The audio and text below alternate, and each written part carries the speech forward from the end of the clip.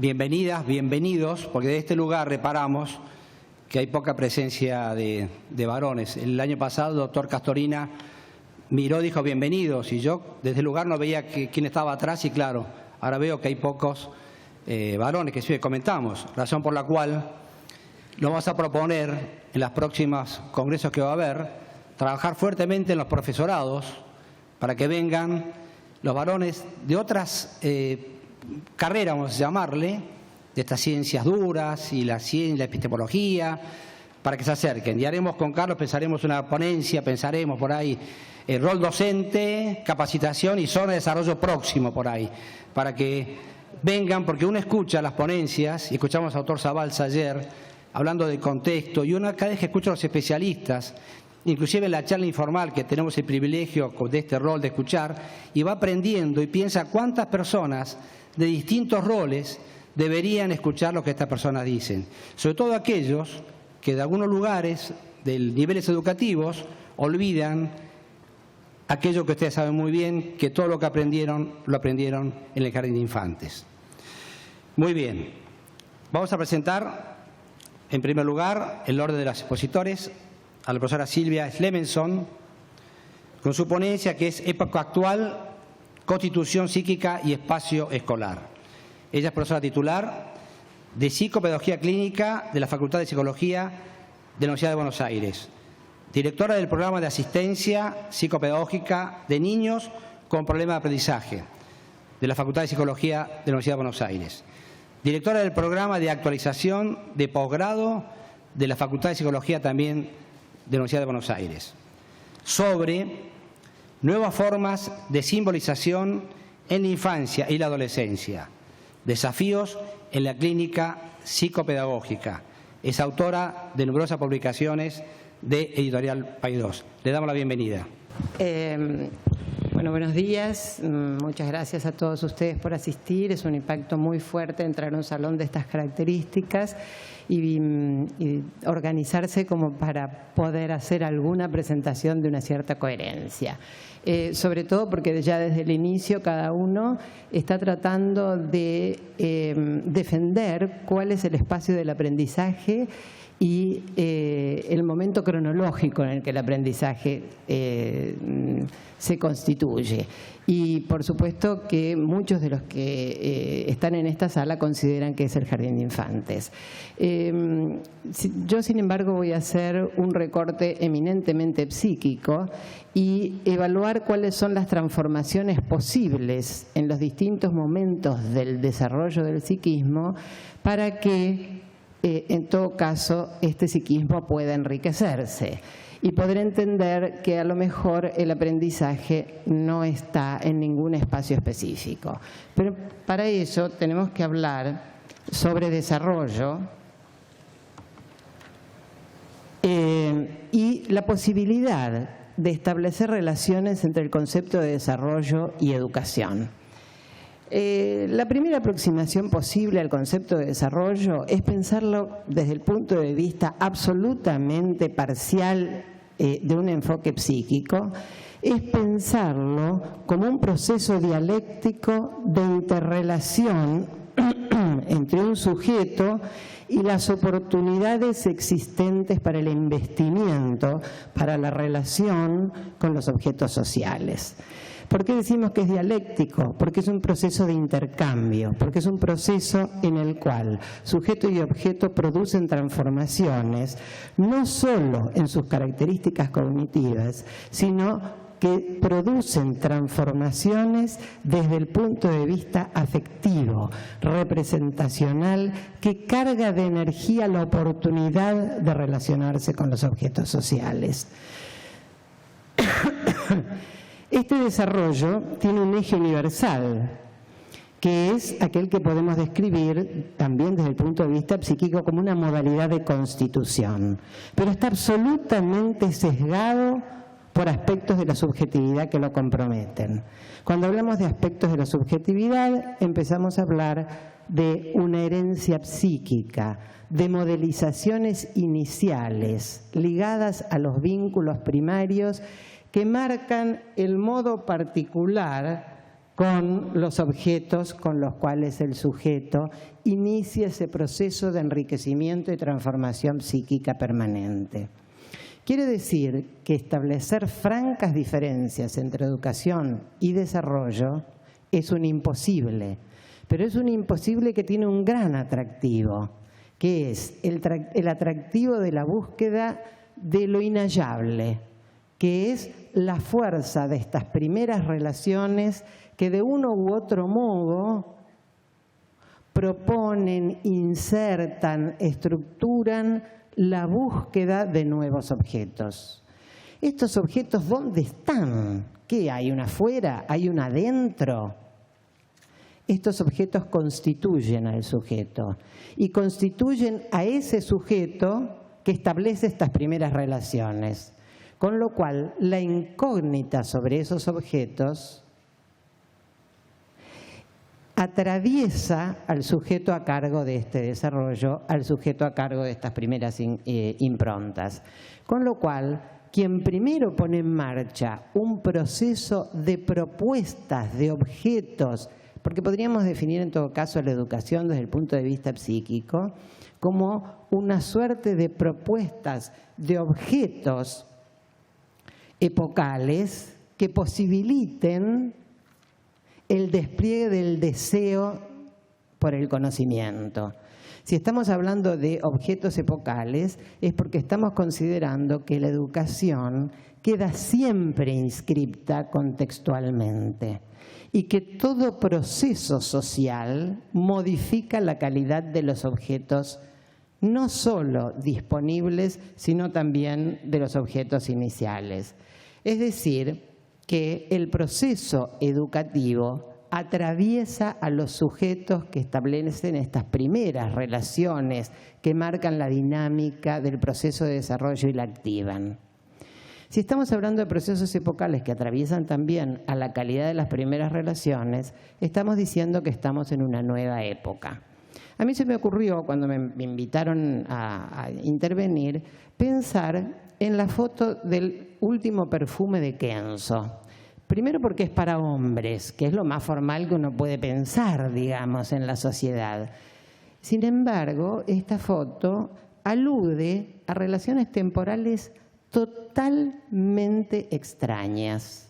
Es una foto atravesada por la inmediatez. La temporalidad no puede establecerse. Es una foto que define ciertas características en la imagen que tampoco permiten la discriminación de la misma. Y entonces uno tendría que poder empezar a pensar que en la época actual no solo ha cambiado el concepto del tiempo, sino que ha cambiado el concepto del espacio. Y fundamentalmente ha quedado definido el espacio tridimensional en un espacio permanentemente ligado a la constitución de la imagen. Esto modifica todos los procesos educativos porque modifica la calidad de todos los objetos sociales. La televisión, la informática, son propuestas que incorporan nuevas formas de investimiento de objetos sociales que atraviesan a estos niños desde los inicios, porque quienes ofertan la calidad de estas primeras relaciones ya están atravesados por esta nueva época. Quiere decir que son niños que, atravesados por la imagen, sus razonamientos son prevalentemente planos, instantáneos, rápidos, y uno mirando así podría decir, pero bueno, esta imagen aparentemente carece de sentidos. Es decir, es una imagen que por la rapidez con la que se despliega no incorpora nada de aquello de lo novedoso. Y nos quedaríamos entonces con las concepciones de Bauman acerca de que en este momento todo es fluidez. Muy lejos de eso. Los elementos indiciarios son, tenemos que reconocerlos, más profundos que aquellos que necesitamos todos los datos presentes para procesar sentido.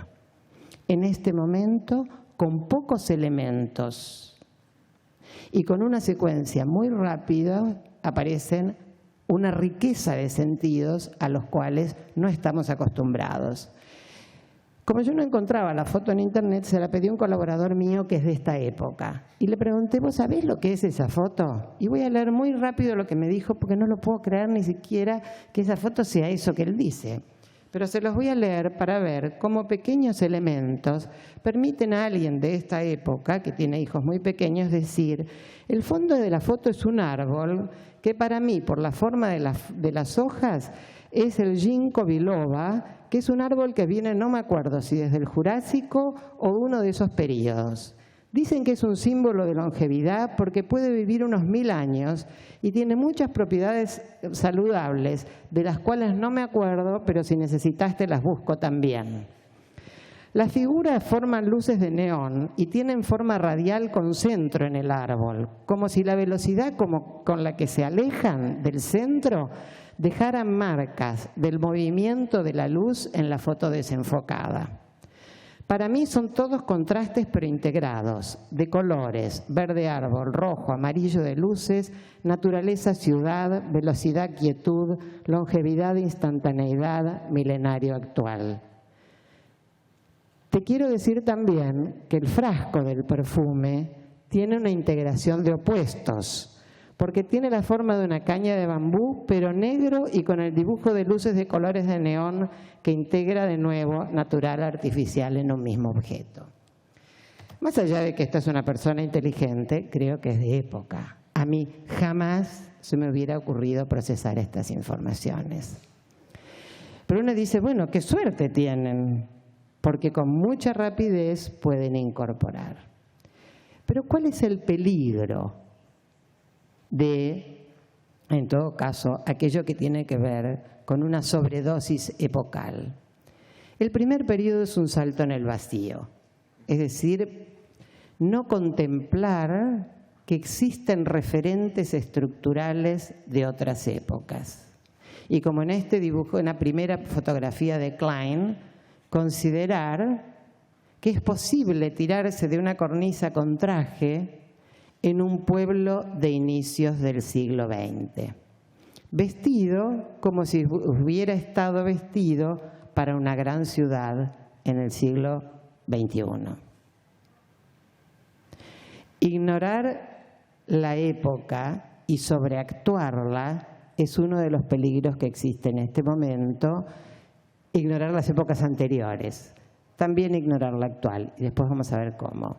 Otro de los peligros es permanecer conectado a otro espacio que no es el espacio de la infancia, que no es el espacio de la posibilidad de transferencia energética fuerte y suficiente que dan los primeros momentos de las relaciones iniciales.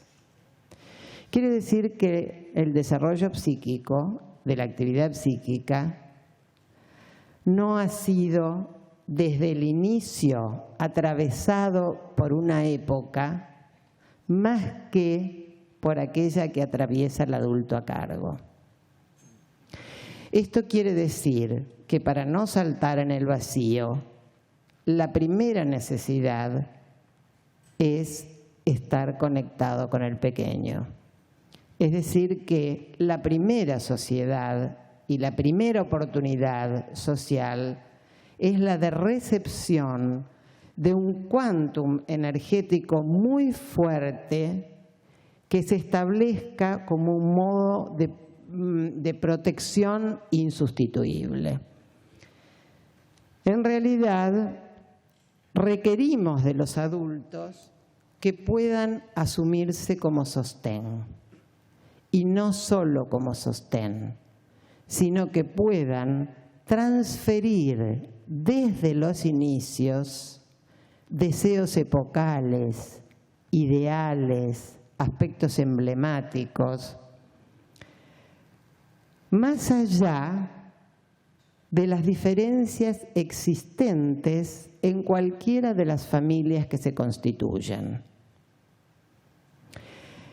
Cada uno de los sujetos que nace en un tipo de familia y se constituye en relación a los referentes epocales que se transfieren en la calidad de estas relaciones.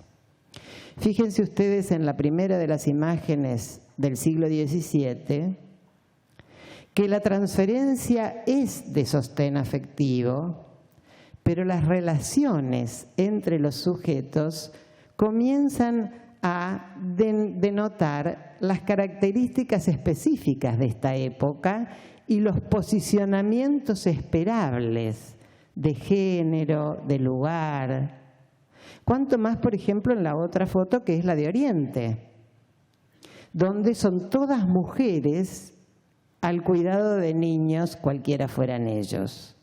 Es indudable que hay transferencia de deseos, de emblemas, de ideales. En esta pareja homosexual, el sostén de su hijo es un sostén afectivo, es un sostén activo, más allá de los aspectos epocales en los cuales quedan inscriptos. Ni que hablar, y no quisiera abrir esto en este momento, aunque lo prometí, de los nuevos tipos de familias en nuevos padres, cantidad de hermanos, duplicación y triplicación de la cantidad de abuelos, que podríamos pensar que enriquecen, porque el gran riesgo no es el tipo de familia que se constituye, sino el vacío de sostén.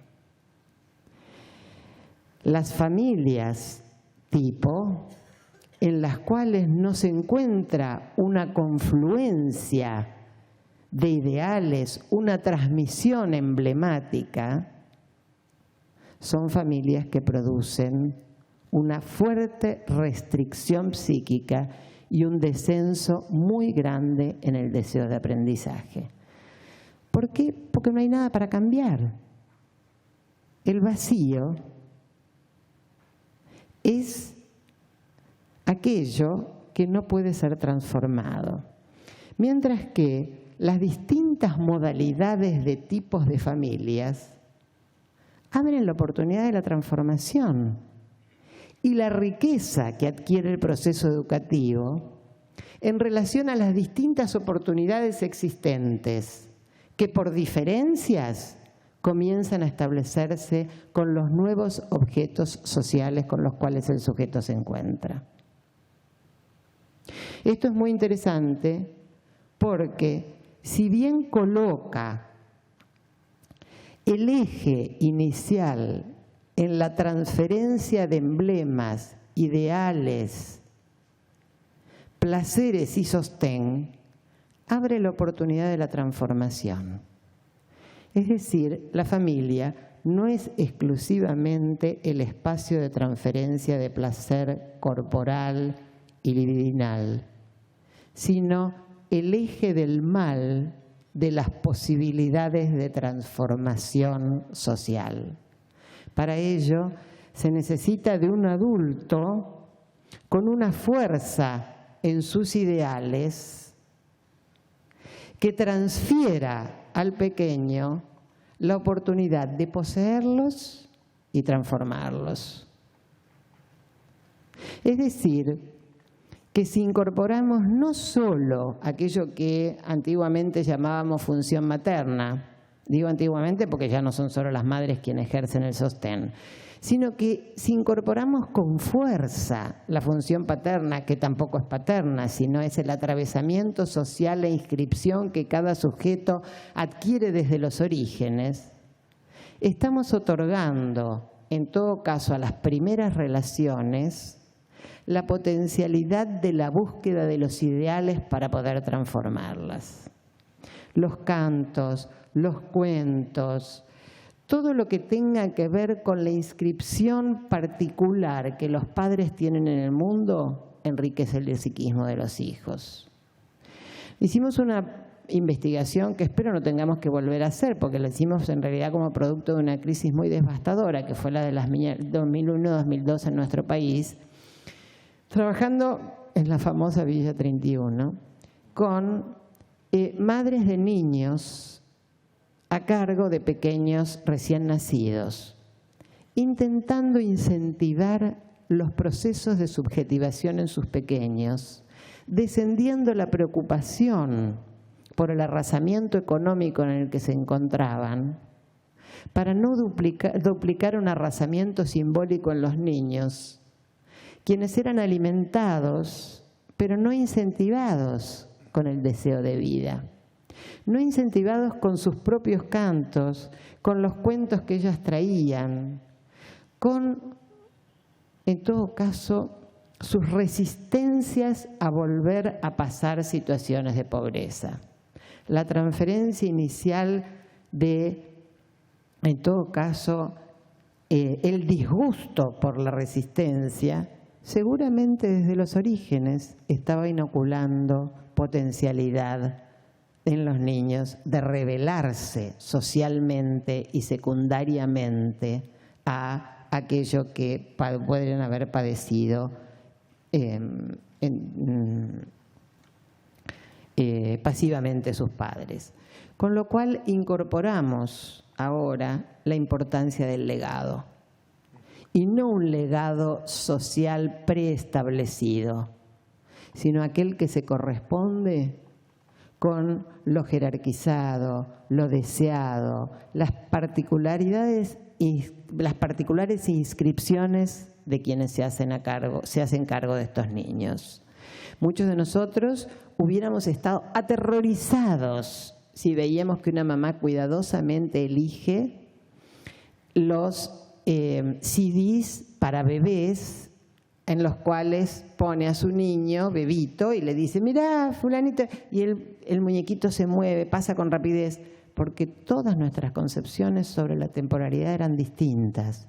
En este momento tenemos que poder soportar que estas son nuevas formas de inscripción social y que son aquellas con las cuales esta mamá se sienta, transfiere, pasa alegría y también compone ideales.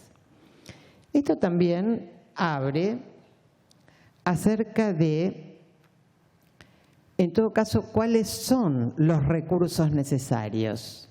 Permanencia, estabilidad, adultos a cargo de preservar el psiquismo de ese niño y no preservarlo de acuerdo a aquello que está escrito, sino de acuerdo a aquello que los representa, de acuerdo a aquello que para el adulto resulta también del orden de lo atractivo, porque esos serán las transformaciones que nuevas generaciones van a romper cuando las certezas caigan. La escuela tiene que poder, como educación, acompañar estos procesos, no forzar, sino en todo caso generar situaciones espaciosas, atractivas, donde en todo caso sea la diferencia lo que también produzca el atractivo del docente. Poder hablar de los otros hermanos, de dónde es que vive el novio de tu mamá y con cuántos días estás. Porque es la legalidad existente y porque es parte de la cotidianeidad incorporar la diferencia, incorporar la instantaneidad y algo que en realidad nos resulta muy difícil, que es trabajar con menos palabras y más interpretaciones o posibilidad de comprender el lenguaje infantil desde las distintas maneras de expresión que empiezan a adquirir en la época actual. Bueno, dejo el resto para charlarlo entre todos. Muchas gracias.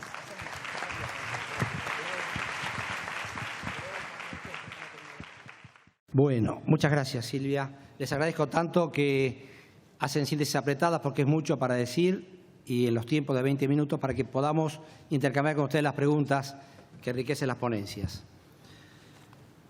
Carlos Escliar nos va a hablar sobre la infancia como alteridad, imágenes y discursos desde y hacia la escuela. Rosa nos va a hablar de la importancia del grupo de pares en la constitución subjetiva. Les cuento una interna. Es importante cuando trabajaban la coordinación y uno que hace este rol de los tiempos, cómo articulaban las ponencias para que puedan complementarse. Así que estamos discutiendo y yo un poquito me traspapelé. Pero entonces, Rosa nos va a hablar ahora, en segundo lugar, sobre la importancia del grupo de pares en la constitución subjetiva.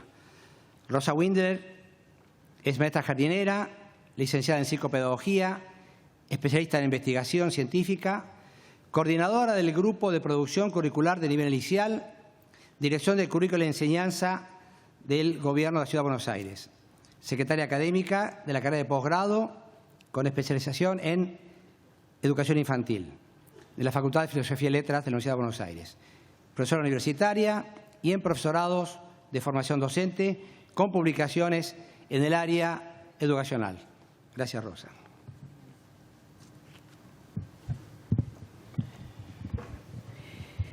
Buenas tardes, colegas. El tema que voy a abordar hoy tiene que ver con una investigación plasmada en un texto que llegó a mí hace un tiempo. No, está bien. Y habla sobre el proceso de socialización, la transmisión de la cultura y el desarrollo de la personalidad infantil. Es decir, ese texto habla sobre estos tópicos, ¿no? El proceso de socialización es aquel que posibilita la transmisión de la cultura a los nuevos miembros de la sociedad de una generación mayor a otra menor. Proceso mediante el cual los sujetos aprenden conocimientos específicos, desarrollan sus capacidades y habilidades necesarias para su participación en la vida social, se adaptan a los modos de comportamiento organizado propio de su sociedad y a su vez inciden recíprocamente en sus transformaciones. Durante el ciclo vital van cobrando importancia los diferentes agentes responsables de la socialización, que juegan un rol de mayor o menor influencia acorde con las características de la sociedad, de la etapa que transita el sujeto, de su lugar en la estructura social. Tradicionalmente ha sido la familia el factor socializador fundamental en la vida de los sujetos, a cuya influencia se van sumando otros grupos que colaboran en el desarrollo de este proceso, así como en la constitución subjetiva. En los últimos años, diferentes autores afirman que frente a los actuales cambios sociales, la influencia de la familia ha disminuido y ha delegado sus funciones en otros agentes socializadores. De este modo, aseguran que es cada vez mayor el ascendiente que ejercen los medios masivos de comunicación, en ocasiones otras instituciones como las educativas y también los grupos de pares. Hace algún tiempo he tenido oportunidad de leer un libro, como les decía antes, que me ha sorprendido enormemente por su contenido y sus afirmaciones respecto de la poca influencia que ejercen los padres en la conformación de la personalidad adulta. Esto no significa que yo acuerde con todo el contenido, pero confieso que algunos capítulos me han llamado mucho la atención y trataré de describir a grandes rasgos parte de la teoría. La autora es Judith Rich Harris y el libro se llama en inglés The Nurture Assumption, que está mal traducido al español como El mito de la educación. En realidad, nurture tiene que ver con todo el debate de natura-nurtura. Harris es una psicóloga cuyo máster lo recibió en Harvard en el año 61. El texto es del 98. Y este texto reconoce un artículo que ella escribió, obviamente con las mismas tesis, en la revista Psychological Review, una revista muy reconocida en los ámbitos académicos americanos, y recibió el premio, es decir, el premio George B. Miller. Paradojalmente, Miller fue el que la limitó en su doctorado en su momento, porque obviamente esta tesis ha tenido adherencias y también muchos opositores, ¿verdad? Luego ella tuvo problemas de salud y no pudo aplicar nuevamente al PhD, que es el filosofal doctorado que se da en los Estados Unidos, ¿no? Harris se inscribe en la línea cognitivista actual que reconoce en este debate natura-nurtura, es decir, aspectos de herencia, cuando ella expresa el porcentaje de estos aspectos, que de últimas no creo que importe tanto, pero es decir, le dan, digamos, a la conformación genética un porcentaje bastante alto, los cognitivistas, y muchos de ellos también hablan de una dotación modularizada, etcétera, ¿no? Es decir, no quiero entrar ahora en detalles sobre esta línea, ¿no? Lo que sí ella aclara es que venimos dotados, porque ella responde de algún modo a las líneas constructivistas y también a las líneas conductistas, que el sujeto no es ni tabla rasa ni un puñado de reflejos, como consideran algunas líneas psicológicas, y que venimos dotados con una carga genética, pero lo importante que ella va a abordar en este texto es la otra parte que tiene que ver con la influencia del entorno.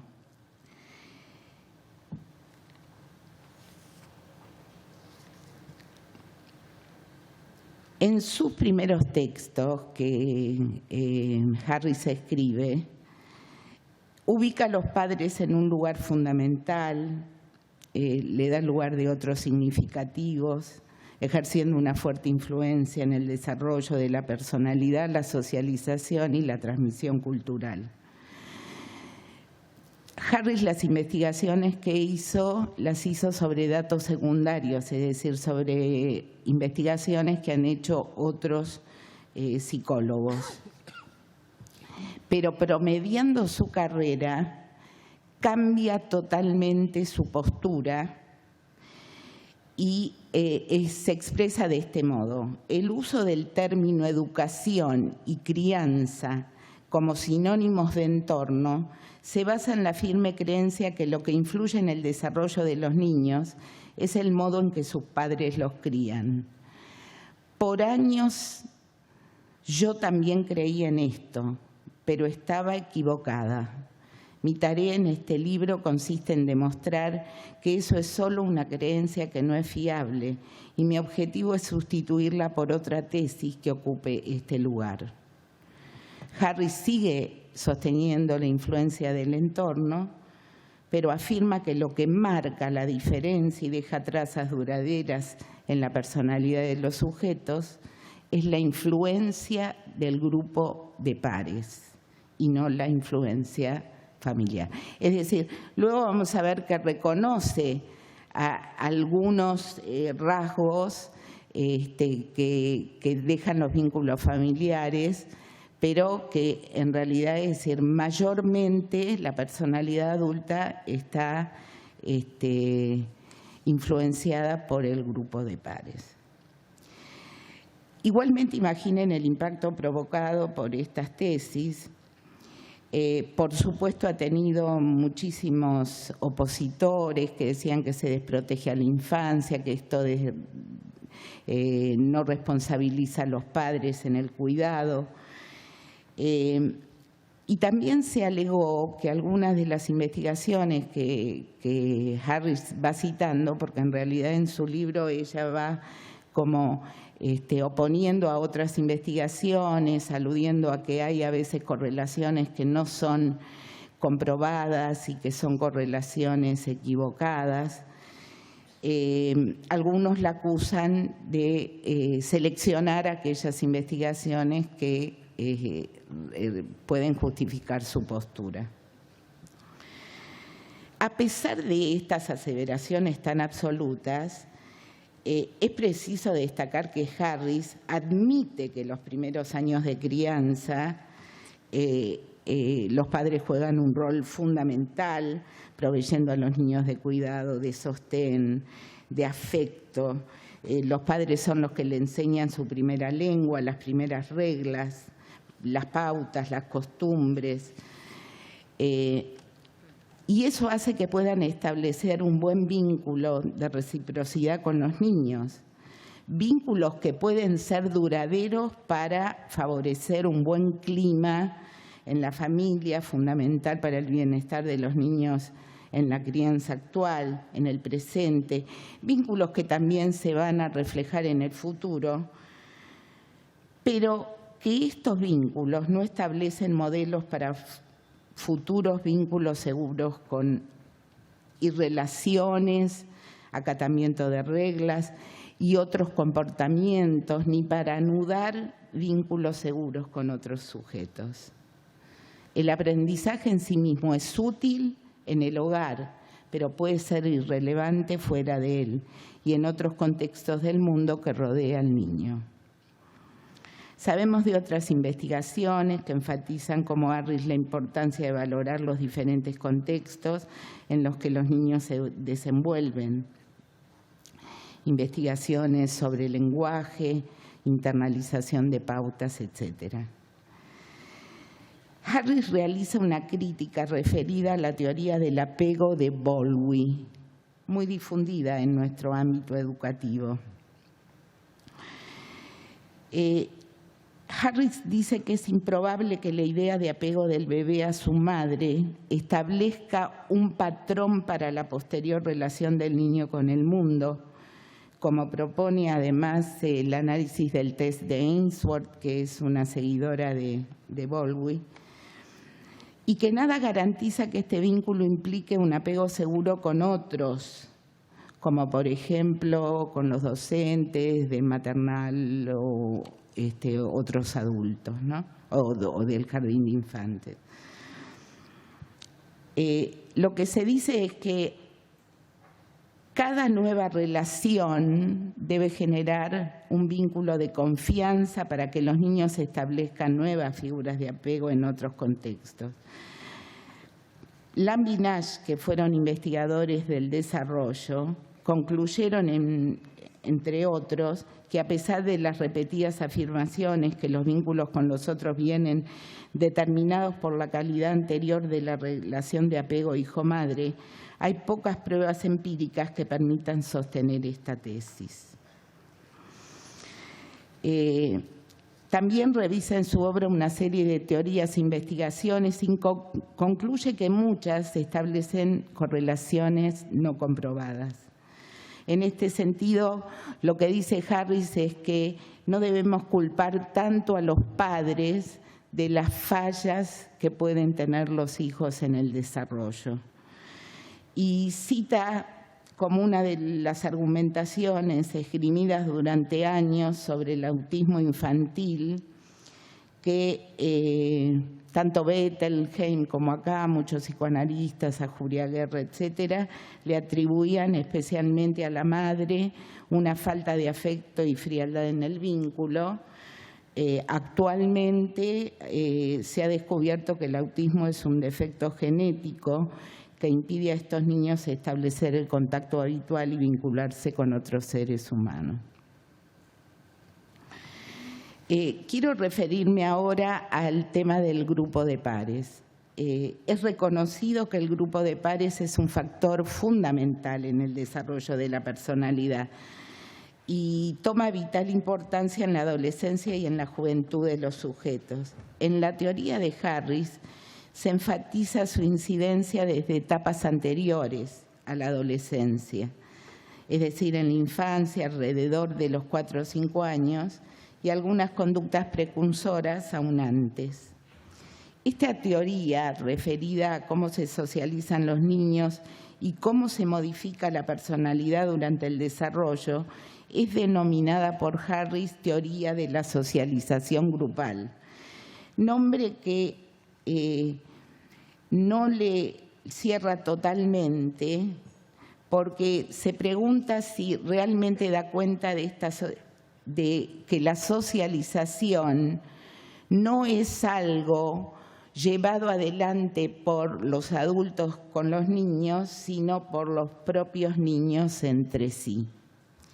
La teoría, según Harris, unifica 3 campos de la investigación: la socialización, el desarrollo de la personalidad y la transmisión de la cultura. Estos 3 aspectos se producen del mismo modo y en el mismo lugar, en el grupo y a través de los compañeros. El mundo que los niños comparten con sus compañeros es lo que forma su conducta y determina el tipo de persona que será en la adultez. En este proceso de socialización, los niños toman sus ideas sobre cómo comportarse al identificarse con su grupo de pares, al adoptar sus actitudes, comportamientos, etc. Harris dice que los modelos preferidos de los niños en edad de jardín de infantes son los propios compañeros, aunque las señales de la grupalidad se muestran en edades de preescolar. Los aspectos positivos del espíritu grupal humano aparecen mejor definidos alrededor de los 6-7 años. Quisiera traer algunos de los ejemplos, es decir, hay una serie de profusión de ejemplos que Harris toma para señalar por qué destaca tanto la influencia del grupo de pares en esta conformación de la personalidad y de la socialización. Lo que dice es que a partir de varias observaciones que se concluye que los hijos de padres inmigrantes toman rápidamente el lenguaje y el acento que se habla en el grupo de pares, aun cuando en la casa se continúe hablando la lengua de los padres. Es decir, el que prologa el libro en realidad es un psicólogo lingüista, Steven Pinker, que ha hecho muchas investigaciones sobre cómo los sujetos adquieren el lenguaje. Y Pinker investiga el lenguaje y afirma que los niños aprenden el lenguaje en ciertas culturas en las cuales los adultos no se dirigen a ellos, pero las aprenden de los niños mayores. Y que en aquellos ámbitos hogareños donde los padres insisten que se hable el lenguaje nativo o la lengua de la familia que inmigró, el niño responderá a ese pedido, pero siempre tendrá muchos mayores progresos en la lengua socializada por su grupo. También señala un relato referido por Anna Freud, que cuando después de la guerra, recogió en un centro a 6 niños de entre 3 y 4 años que sobrevivieron en el campo, cuyos padres fallecieron al nacer ellos, y que fueron cuidados por los adultos. Lo que dice Anna Freud es que lo que de algún modo rescató a estos chicos de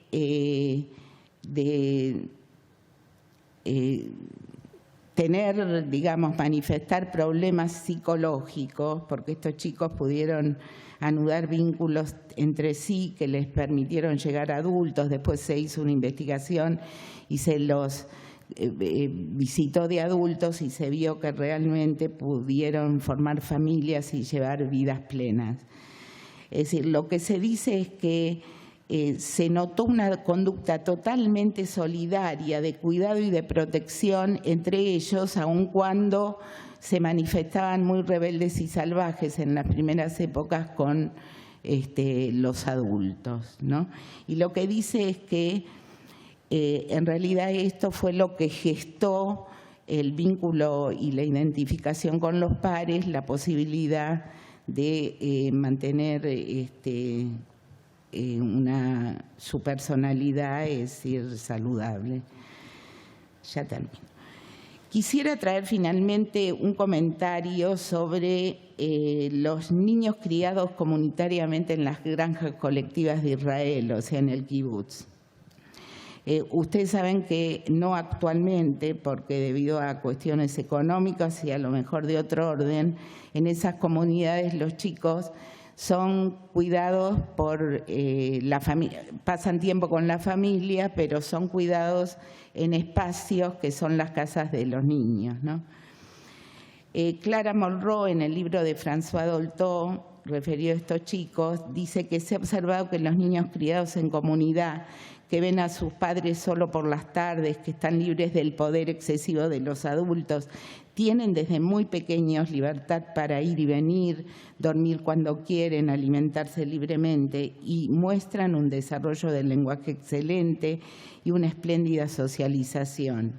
Los sujetos criados en el kibutz están dotados de aptitudes sociales específicas que aseguran un manejo equilibrado en el plano social.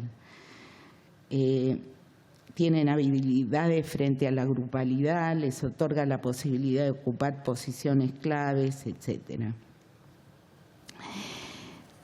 Según la teoría de la socialización grupal, existen dos ámbitos que colaboran en el aprendizaje, desarrollo de los niños. El ámbito de la familia, según Harris, es el privado, el del grupo de pares, el público. En ocasiones este grupo es el de pertenencia escolar, en otros casos barrial. Muchos de estos aprendizajes se asimilan en casa. En casa se aprenden una serie de conductas y rasgos que sí van a perdurar en el futuro, como cocinar, la elección de una profesión, llevar adelante la casa, aprender un idioma. Y estos aprendizajes pueden ser retenidos en ese contexto o ser también trasladados al grupo si son aceptados por los miembros.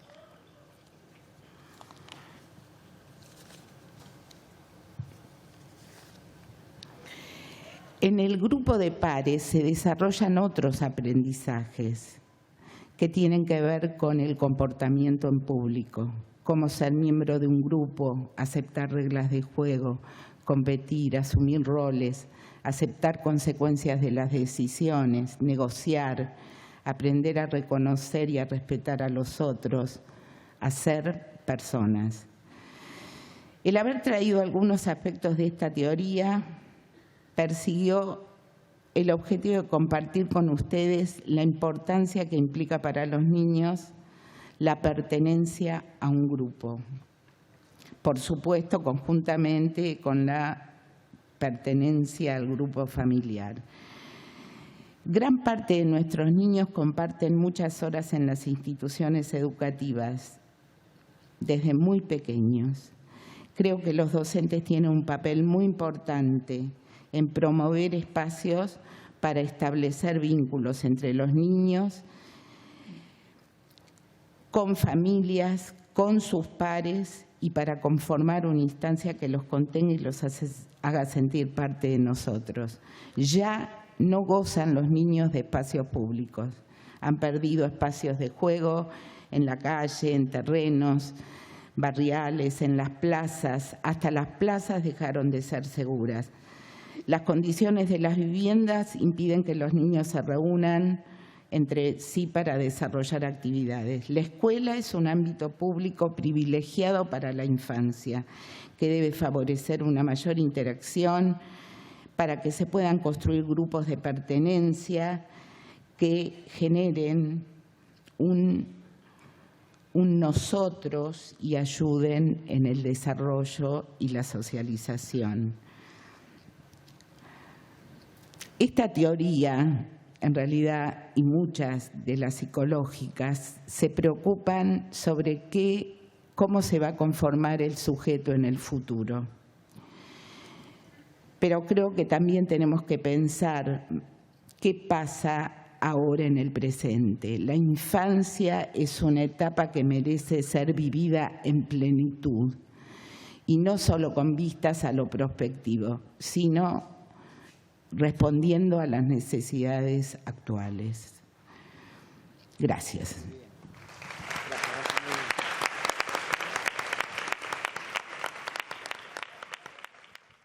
Muchísimas gracias, Rosa. También, por gentileza de los expositores, los currículos obviamente son abreviados también porque son realmente muy importantes. Carlos Scliar, en su ponencia, La infancia como alteridad, imágenes y discursos desde la escuela, es doctor en fonología con especialidad en problemas de la comunicación humana. Realizó estudios de posgrado en educación por la Universidad Federal de Río Grande do Sul, Brasil, y por la Universidad de Barcelona, España. Ha sido profesor adjunto de la Facultad de Educación de la Universidad Federal de Río Grande, profesor visitante en Barcelona, Universidad de Siegen, Universidad Metropolitana de Chile, Universidad Pedagógica de Bogotá y Universidad Pedagógica de Caracas. Actualmente se desempeña como investigador independiente en CONICET. Es autor y coautor de diversas publicaciones y es profesor de la Maestría en Comunicación y Cultura de la Universidad de Buenos Aires. Por supuesto, es coordinador de Flaxo, Argentina. Gracias. No lo tenía. No quiero ser acusado después de renegar de lo que me lleva de lunes a viernes y más también. Buenos días a todas, a todos. Primero, muchísimas gracias por la invitación y le voy a pedir a Héctor que me avise cuando falten 20 minutos. ¿Ya? ¿Ya? Bueno, para relajarnos un poquito, comentábamos al principio con Silvia Schlemenson antes de empezar, o por lo menos yo le comentaba que estaba un poquito preocupado porque compartí con Silvia mesas sobre adolescentes, mesas sobre jóvenes. Ahora compartimos una mesa sobre infancia y estábamos tratando de adivinar cuál sería la próxima. Si volveríamos a lo prenatal o si ya nos vamos para el geriátrico tranquilo, los dos, tomados del brazo. ¿Elegimos o esperamos? Esperamos. Bueno, les confieso que mi intención ahora, en estos 20 minutos, es la de repetir cosas. No tengo pretensión de originalidad ni tengo la pretensión de el hallazgo de esas verdades mayúsculas que muchas veces nos han causado profundos daños. Se ve que no se puede pronunciar mucho la P, ¿no? Aquí. Es OMEP. Entonces no vamos a hablar del preescolar, ¿no? Vamos a... Esas verdades, digo, que a veces nos han causado ciertos daños irreparables. Uno de ellos, me parece, y ya entro en mi cuestión, es haber pensado de una manera idéntica, produciendo identidad, la infancia con el desarrollo. Prácticamente no ha habido quien no se ha visto tentado de pensar la infancia en una línea, en una secuencia, en una linealidad, o en una circularidad, o en una espiralidad, pero de alguna manera atribuyéndole una idea de desarrollo que le era innegable, casi implícita, casi a desplegar. Y en medio de todas estas metáforas del tiempo, la permanente sensación que nos cabe a todos de haber perdido nosotros irremediablemente la infancia.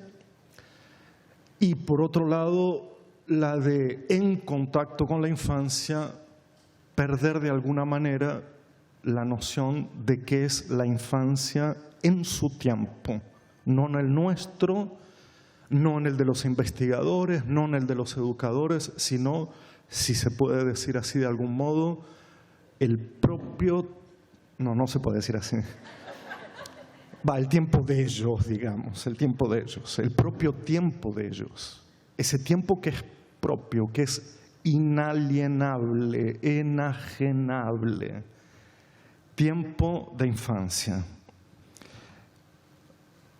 Y no espacio de la infancia, no ahora, en estos 20 minutos por lo menos.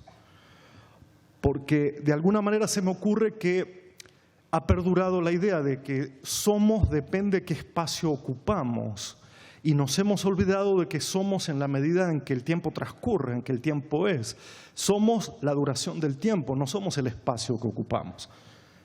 Porque si no, eso ya es un pensamiento de castas, un pensamiento categorial, un pensamiento clasista, que depende del espacio que cada uno ocupe, será lo que deba hacer. Y por lo tanto, hemos caído en ciertas tentaciones tales como si no estás en la escuela no sos, si no estás en determinado tipo de escolarización no habrá infancia, o robarle la infancia al niño por anticipar cada vez más esta idea de desarrollo y anticiparse cada vez más a esta idea de la transformación de niño en adulto, cual imagen casi biológica de que es preferible matar a la oruga y no esperar a que se convierta en esa bella mariposa. Yo siempre he hecho la metáfora contraria: la mariposa será muy bonita, pero vivirá como mucho 16, 17 horas, en cambio la oruga será horrible,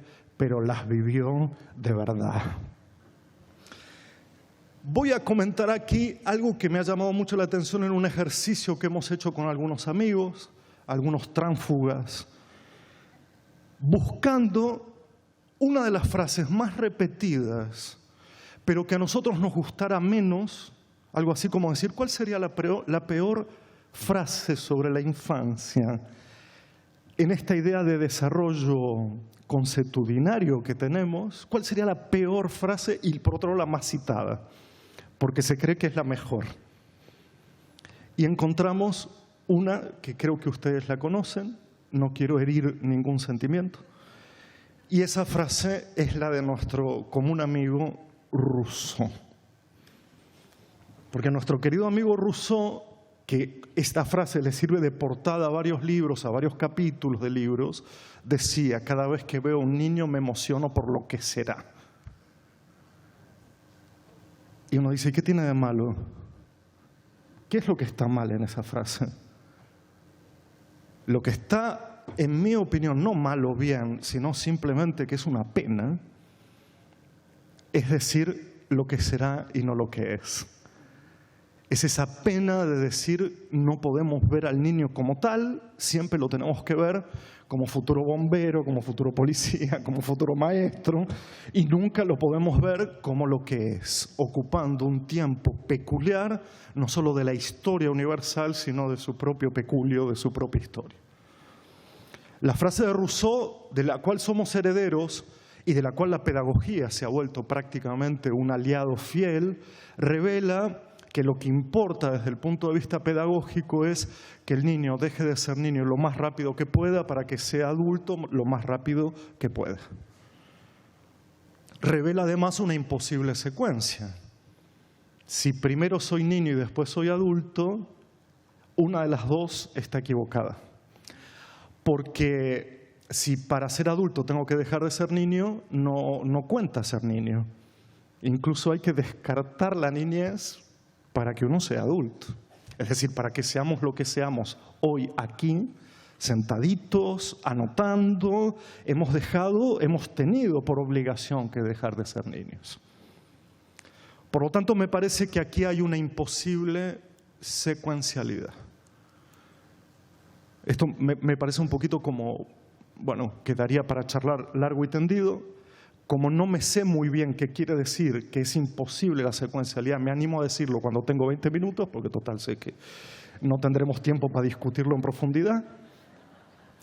Pero sí que digo que al lado de esa imposible secuencialidad, es decir, matar al niño para ser el adulto que enseguida morirá,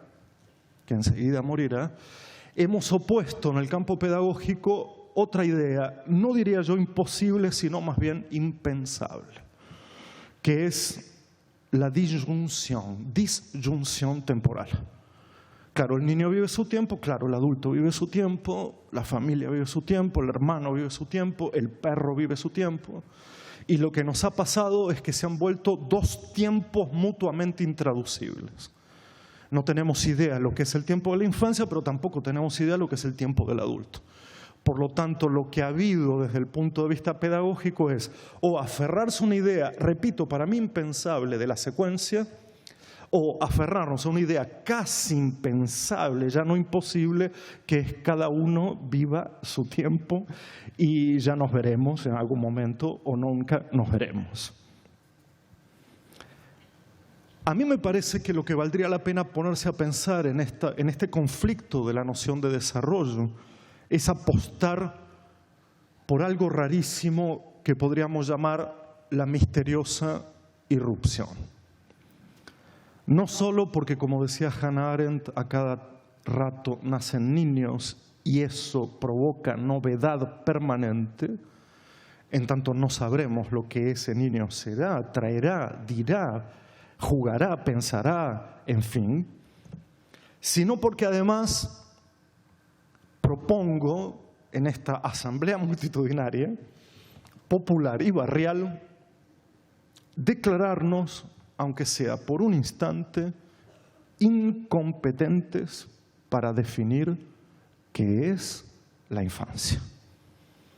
Pero esa incompetencia no es la de un nihilista que dice no lo sé ni me importa o no hace falta saberlo, sino es aquel que revisa todas las veces que se ha definido al niño y de alguna manera la hemos, voy a usar un término técnico, pifiado. En cada vez que aparecía esa definición, cada niño mostraba ser excepción a esa definición. Y cuanto más nos obstinamos en capturar la definición de qué es ser niño, más se nos escapan, menos sabemos. Está claro que hace falta un poco de no saber para comenzar a saber, ¿no? Está claro, si no, todo esto es una trampa.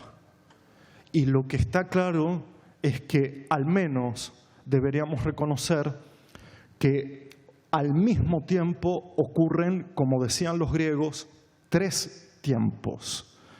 El tiempo cronos, el de la cronología, el tiempo secuenciado, ese tiempo donde primero viene la oruga y después la mariposa, el tiempo kairos o kairos, donde a cada tiempo hay una oportunidad para algo y si pasa ese tiempo perdemos o ganamos alguna otra oportunidad, y el tiempo del aion, que es el tiempo de la intensidad, el tiempo que no se cuenta por cronología. Bueno, algún griego, sobre todo Sócrates, y luego, mucho tiempo después, Walter Benjamin, ligaban la infancia a ese último tiempo, al aion, y decían, el tiempo de la infancia es un tiempo no cronológico de la no oportunidad, sino de la intensidad. Para cada niño, decía Walter Benjamin, cada cosita es un universo. Cada imagen se pierde, cada palabra es un universo, cada segundo es un universo. Y es inútil preguntarle por la secuencia. Es inútil. El niño no colecciona objetos para ser después vendedor de algo. El niño colecciona objetos porque sí. Porque sí. Sin ninguna utilidad desde el punto de vista de la mercancía como quieren los capitalistas. Y en ese sentido aquí me parece que la pregunta es inmediata. ¿Faltan 10 minutos? No estamos controlando tanto. Ah, no están controlando tanto. Ah, bueno. porque tengo la impresión que de aquí se derivan como 3 imágenes muy nítidas acerca de lo que significa educar en Cronos, educar en Kairos y educar en Aion. Y tengo la impresión de que nos hemos sometido un poco dócilmente a la idea de que solo podemos educar en Cronos y que solo nos importa educar en Cronos y que solo lo único que importa es el futuro de los aprendizajes. Y sin embargo, ya sabemos cuál es el futuro de los aprendizajes. Discúlpame, Silvia. ¿Un cementerio privado o un cementerio público? Lo que quiero decir con esto es que lo que aquí vale la pena es recuperar el Aion para la educación. Pero no soy nostálgico. No es que me quedo en una infancia de los años 30 o que estoy queriendo recuperar mi propia infancia. Lo que estoy queriendo decir es con lo que tenemos hoy, con lo que hay, con lo que existe, hay que ser capaces de enfatizar un tiempo de intensidades y no un tiempo de cronologías. Yo sé que para nosotros eso es difícil. Yo sé que para el adulto el tiempo de la intensidad casi que se nos ha ido. Pero quizás la idea de formación pedagógica pueda ser la idea de una formación de la intensidad. Y vamos a tratar de ver cómo. 2 imágenes de la educación. Una de ellas, como ustedes saben muy bien, el origen de la palabra pedagogo es una palabra ligada a la función del esclavo en la Grecia antigua, que lo único que hacía era llevar el niño a la instrucción. Ni siquiera lo instruía o instruccionaba, sino que simplemente el pedagogo era aquel que era llevado a llevar al niño. Y me parece que esta es una imagen que tenemos que desterrar un poco todavía cuando miramos al pedagogo simplemente como aquel que agarra al niño y lo lleva a la instrucción. Y entonces la segunda idea de educación es que, y no lo voy a decir yo, sino que como dice cosas feas, lo voy a citar, es García Calvo, para mí un prestigiosísimo filósofo español, que dice que la educación parte de una idea fundamental tan firme como estúpida. Lo dice él, ¿eh? Lo dice él. Que se sabe lo que es un niño. Lo saben porque saben el futuro de ese niño. Porque ellos van a formarlo y conformarlo y todo eso por su pretendido bien. Se pretende conocer ese misterio siempre imprevisto y escurridizo de un niño. Y afirma García Calvo, porque no se sabe lo que es un niño. Y ese no saber del niño está enseñándole algo al maestro. Típica frase, se aprende de los niños. Ay, yo aprendo mucho de ellos. No es este el sentido que le quiere decir García Calvo. Quiere decir que el principio del acto pedagógico se fundamenta ya no en lo que yo afirmo acerca de lo que es un niño, sino acerca de todo lo que desconozco. Ahí es posible enseñar. Ahí es posible la transmisión. Porque lo desconozco. Si lo conociera, no transmito. Incluso diría, no hay acto de amor si lo conozco todo. Y se me ocurre entonces que ese tiempo que llamamos de educación no puede ser sino un tiempo de afección. Es decir, afectar sí a los otros, pero dejarse afectar por ellos. Es curioso porque uno plantea que este tiene que ser un tiempo de afección. Tu existencia me afecta, quiero afectar tu existencia. Y mientras tanto, las grandes líneas políticas que marcan este momento de afección se refieren a un tipo, estoy apurado, a un tipo de vínculo Por eso dije a un típulo, ¿no? Sí, por no decir otra cosa. Bueno, a un tipo de vínculo que la mayoría de nosotros llamamos como inclusión en vez de afección. A mí me resulta tan llamativo que estemos todo el tiempo repitiendo que este es un tiempo inclusivo, sí desde la Declaración de los Derechos, sí desde la conferencia de Jomtien, sí de la educación de todos y todas. Está bien, pero ¿incluir a qué? A nuestro tiempo, incluir a la cronología, incluir a un tiempo simplemente de oportunidad, porque es ahora donde hay más becas y más espacio en las instituciones escolares. Yo quiero recordar que inclusión deriva de la palabra latina inclausere, enclausurar, encerrar, es decir, enclausurar al tiempo aión de la infancia en nuestro tiempo cronológico.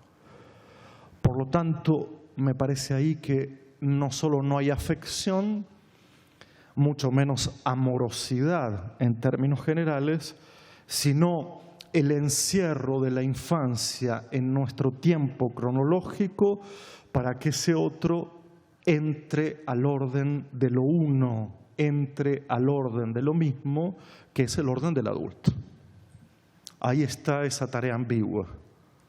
Una relación de afección sí, pero no una relación de sometimiento a nuestro tiempo.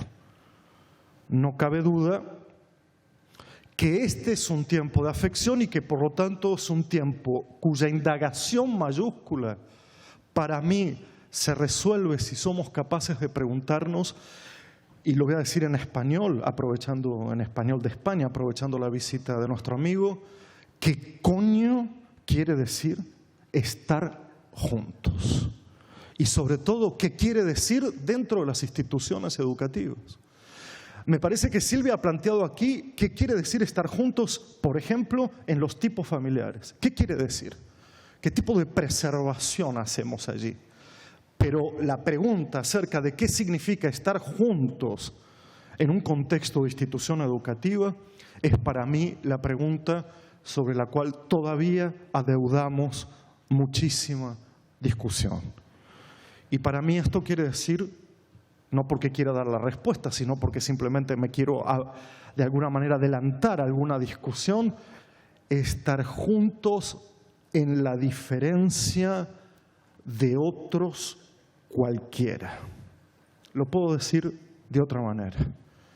Estar juntos no revela ninguna alegría vana y superficial. Estar juntos es porque lo que se pone en juego no es la identidad, sino la diferencia. Y esa diferencia puede ser de un otro cualquiera. Basta de pensar que la inclusión se refiere a las niñas del sexo femenino y a los niños y niñas discapacitados. La inclusión también se refiere a los niños que han estado presentes en el sistema educativo, pero de los cuales hemos negado sistemáticamente su existencia. Por lo tanto, me parece que se avecinan tiempos de cualquieridad, porque nos hemos pasado los últimos años definiendo quién era el otro, qué le faltaba, qué le pasaba, qué sentía, cómo había que estudiarlo, cómo había que acogerlo, cómo había que recibirlo, qué había que darle. Y hoy, me parece más que nunca, de lo que se trata es que hay que educar, sí, a un otro, diferente de mí, está claro, pero ese otro es un otro cualquiera. Eso quiere decir, soy yo, es Silvia, es Rosa, pero también es Rosa para mí, yo soy para Silvia. Somos otros cualquiera. Y la educación tiene en este sentido que pensarse en un doble tiempo. Se educa a un otro cualquiera, pero también se educa a cada uno, no a todos, a un todo indeterminado, a la infancia. Sí, a cualquier infancia, independientemente de cómo se llame, de dónde venga, qué familia tenga, que sepa o no sepa, ese es un otro cualquiera. Pero ese otro cualquiera necesita transformarse en el campo educativo en un cada uno, cada una. Casi que diría que al mismo tiempo que es un otro cualquiera, también merece ser un cada uno específico. Termino Porque más de una vez, cuando uno da estas vueltitas y repite algunas cosas, lo que puede sobrevenir es la pregunta por, bueno, ¿cómo lo solucionamos? ¿Cómo hacemos? Es una pregunta apasionante para mí. Y la clave, aunque parezca un poco vano lo que voy a decir, está justamente en el tiempo. No entendido como desarrollo, no entendido como la solución de anticipar las edades para educarlas cada vez más tempranamente, sino darnos tiempo. Si todo es verdaderamente fluido, rápido, fugaz, indeterminado, la escuela no tiene por qué someterse al vértigo, por ejemplo, de los medios de comunicación. Que sigan ellos bailando por un sueño. En la escuela no estamos aprendiendo por un sueño. En la escuela no estamos patinando por un sueño. Estamos patinando, es verdad, pero no por un sueño. Lo que me parece que aquí hay que ser capaces de defender a muerte, bueno, a muerte, parece un poco exagerado para un sábado a la mañana, ¿verdad? Lo que sí deberíamos ser capaces de defender es darnos tiempo. ¿Tiempo para qué?, me preguntarán. Tiempo para conversar. Y déjenme hacer una pequeña referencia literaria, y con eso termino de verdad, ¿eh? Con eso termino de verdad. Porque en esa referencia literaria, si la encuentro, me parece que está una de las claves.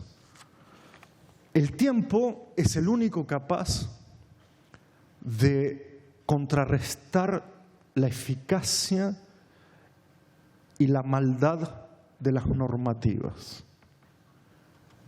El tiempo es el único de luchar cara a cara contra la imposición de la norma pedagógica.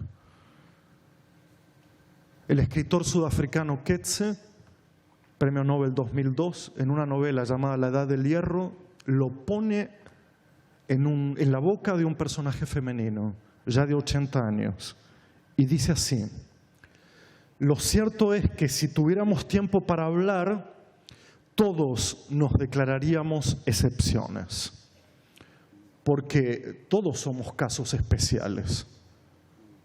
Todos merecemos el beneficio de la duda. Pero a veces no hay tiempo para escuchar con tanta atención, para tantas excepciones, para tanta compasión. No hay tiempo, así que nos dejamos guiar por la norma. Y es una lástima enorme, la más grande de todas. Y me parece que aquí lo que se revela es que sí que hay tiempo para escuchar, sí que hay tiempo para pensar que cada uno es una excepción y sí que hay tiempo de compasión. Por lo tanto, contra la norma, el tiempo. Y es ahí donde me parece que se inicia o se abre un porvenir educativo diferente. Gracias.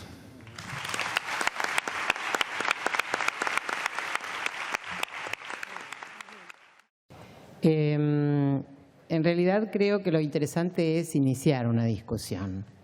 Y para iniciar una discusión con un discutidor nato, que es Carlos, me intentaría preguntarle por qué omitió la alteridad que estaba en su título. Y en todo caso, empezar a pensar que la alteridad se juega desde los adultos y que en realidad el gran riesgo de lo planteado por Carlos es que los adultos desaparezcan y que volvamos a épocas de mistificación de la infancia, sin visualizar que cada uno de estos tiempos son tiempos inclusivos y vigentes en todos los momentos particulares que transita el sujeto. Con lo cual, el docente no es un espectador de un niño, mucho menos un padre, que en todo caso es mi experiencia particular. Quien no transfiere desde su posición de adulto, quien no puede generar la alteridad y tomarla como un espacio de intercambio, se pierde también en un riesgo de vacío. En este sentido, recupero muchos elementos que tienen que ver, en todo caso, con la función paterna, por no ingresar a una lucha despiadada en relación a la función docente que desconozco. Y es, en todo caso, el poder transferir los aspectos emblemáticos desde la posición del adulto, porque es mucho más desestructurante el riesgo del vacío que la posibilidad de incorporar la diferencia. Para que la diferencia pueda establecerse, el diferente tiene que estar presente. Y el diferente es el padre, el diferente es el docente y el diferente es la sociedad. Lo interesante es desde qué posicionamiento se activan estos ejes de alteridad. Porque reivindico para el adulto la oportunidad de la alteridad y de la diferencia desde el adulto mismo, con los mismos elementos de tolerancia que imprime a el comportamiento de los niños. Porque si en todo caso el ingreso a la escolaridad implica la posibilidad de una postergación pulsional, también implica la incorporación de la diferencia como oportunidad de postergación pulsional. Porque si no, infancia, adultez, se dan como oportunidades de expansión psíquica a plena descarga, sin la incorporación de la diferencia adulto-niño, que es interesante que como tal mantenga la oportunidad de reconocerla como diferente. Igual que la oportunidad de la diferencia planteada entre los niños. Podemos entonces pensar que en todo proceso educativo tendiente al desarrollo se conjugan las diferencias generacionales que se definen al interior de esta diferencia. Voy a leer luego las preguntas que me hicieron como para poder, pero bueno, un poco para empezar la discusión, al menos entre nosotros. Yo quiero saber... Me controla, me dice que 13:30 tenemos hasta 13:30. Hasta 13:30.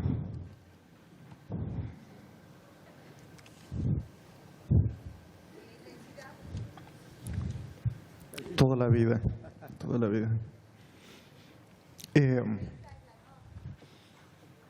Primero un comentario a lo que Silvia ha dicho.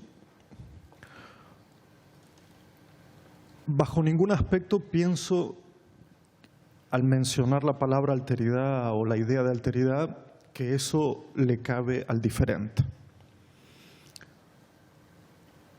La palabra alteridad, que reviste, como ustedes saben, diferentes figuras latinas, como por ejemplo el alter ego, el alter alius, hasta el alienígena estaría incluido en esta concepción de alteridad. Para mí solo puede entenderse en términos de relaciones de alteridad. La alteridad nunca es substantiva e identificatoria en este sentido. Porque creo que nuestro pensamiento siempre nos obliga a decir que cuando hablamos de la diferencia entre adulto y niño, pensamos en el niño. Y vos decís algo muy cierto, ¿no? Y la diferencia del adulto. O cuando pensamos en la diferencia de género, está claro que pensamos en la mujer. Y en esa trampa, en la diferencia de clases sociales, pensamos en el pobre. Eso me parece más que tramposo. Alteridad y diferencia, en mi opinión provisoria, la de hoy, es que son siempre términos relacionales. Debe haber por lo menos dos para que haya diferencia. Dos, no en el orden material, también pueden ser en el orden simbólico. Y el primer ejercicio que tiene que ver con la maternidad, desde ya que ahí está un mismo cuerpo conteniendo una diferencia, ¿verdad? Por lo tanto, no salgo en defensa de una infancia que parece estar esclavizada por la normativa del adulto, sino que pongo a resguardo una diferencia que también es diferencia de temporalidad. Y que en ese estar juntos, que toda diferencia supone, digamos, porque hay una suerte de diferencia, pero que es diferencia en relación, no puede entenderse esta diferencia en relación simplemente como una diferencia de dominación. Y a ver quién se lleva la peor parte de la diferencia o la peor parte de la alteridad. Entonces, me parece que aquí lo que hay que otra vez enfatizar, por lo menos trato de hacerlo, es que no solo se constituye como relación y por lo tanto no hay bien o mal, peor o mejor, equivocado o no equivocado, normal y anormal, sino que hay, lo que decimos siempre, en esa composición de la diferencia, una larga tradición de querer atribuirle a esa diferencia el lugar del diferente. Y es ahí donde yo me preocupo un poco y digo, en las relaciones de cuerpos, por ejemplo, que hay en una sala de clase, hablamos tanto de las diferencias de cuerpo, pero en algún momento se nos va la idea de que hay un diferente. Entonces, yo en todo caso lo que quiero subrayar es que en las relaciones de diferencia o en la diferencia no hay diferentes. Esto es lo que quiero marcar. El niño no es el diferente de la relación intergeneracional o de la relación con el adulto. No hay diferentes en las relaciones de diferencia. Lo que hay es diferencialismo. El especialista, el profesional, el familiar que apunta con el dedo. Yo lo que quisiera es subtraerme al apuntar con el dedo y creo que el campo educativo no es una práctica de diferencialismo, aunque muchas veces nos sometemos un poquito a eso. Lo relaciono con algo que aquí aparece planteado. Dicen que los académicos hablamos de la infancia, pero que los docentes hablan de un niño, Pedro, Juan, etc. Está muy bien, está muy bien. Yo también soy pedagogo, o sea, también soy ese esclavo que lleva adultos a la instrucción, no niños en este momento. Y una de las distinciones más claras que se puede hacer en esta idea de educación es: yo trabajo con, no trabajo para. Por lo tanto, si yo trabajo con Matías, con Rosa, con Eduardo, con Pedro. Está bien. Eso es lo que nos toca hacer, trabajar con. Sucede que a veces hay una confusión tal entre trabajar para el Estado, el sistema, el orden político, el orden de lo moral, que nos olvidamos de trabajar con. Trabajar acá en el sentido de estar con. Entonces, es obvio que nadie que se digne a la docencia puede sustraerse de estar con. ¿Está claro? Y si no está claro, en el próximo Congreso de Geriatría seguimos discutiendo. ¿Le damos a Rosa? Sí, claro. Muy bien.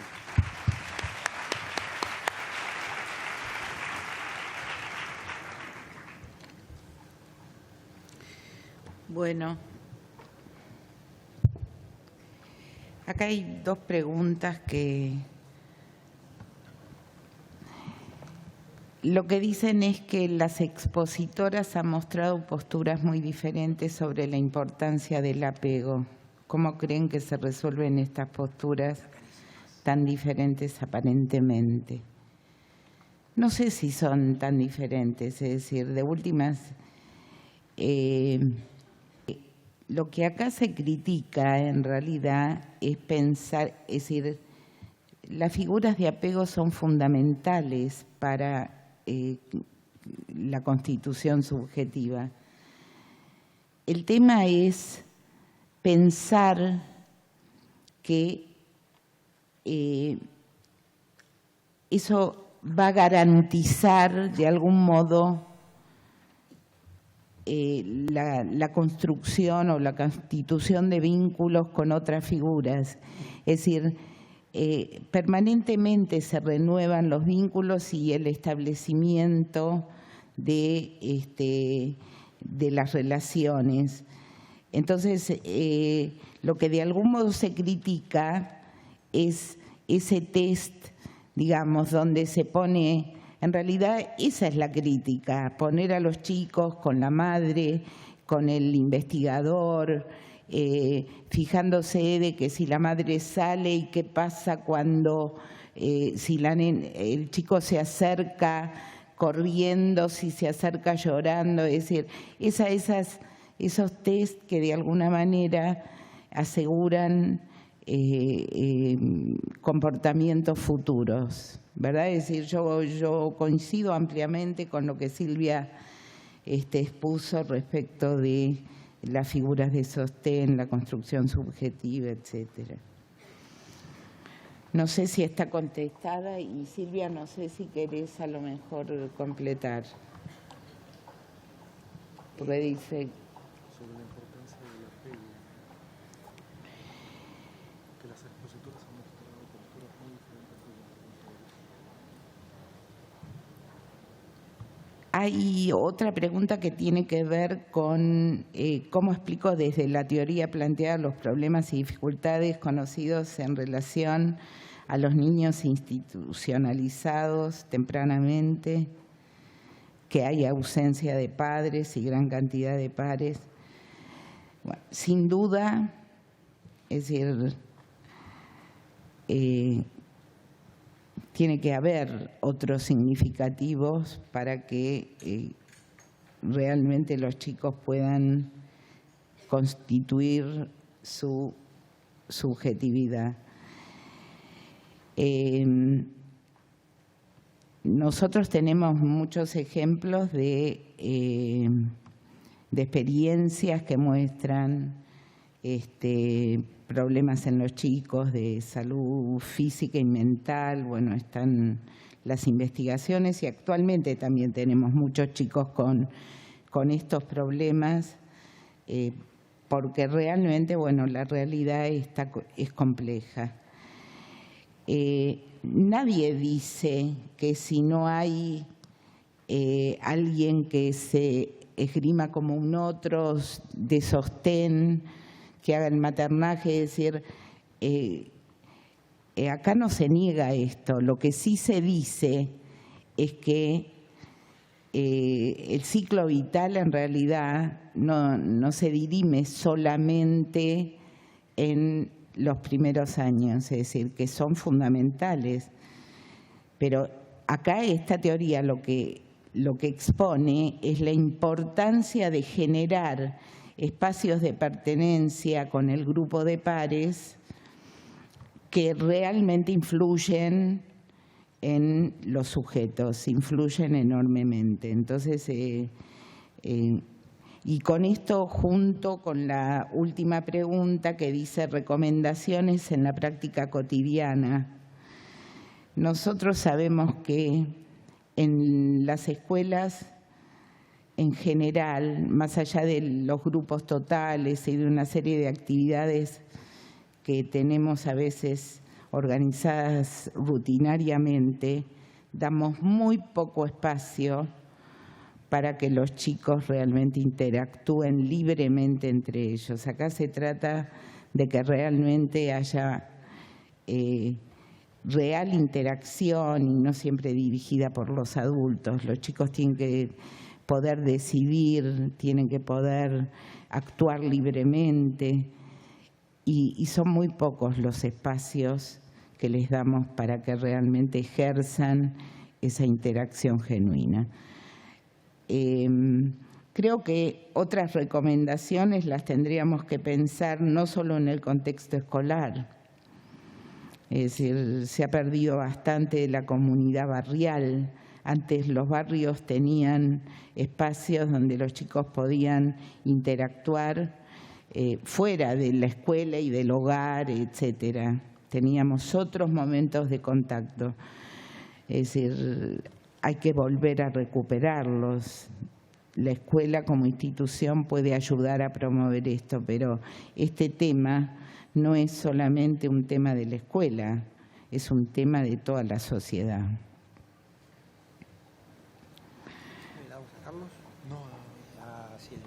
Perdón.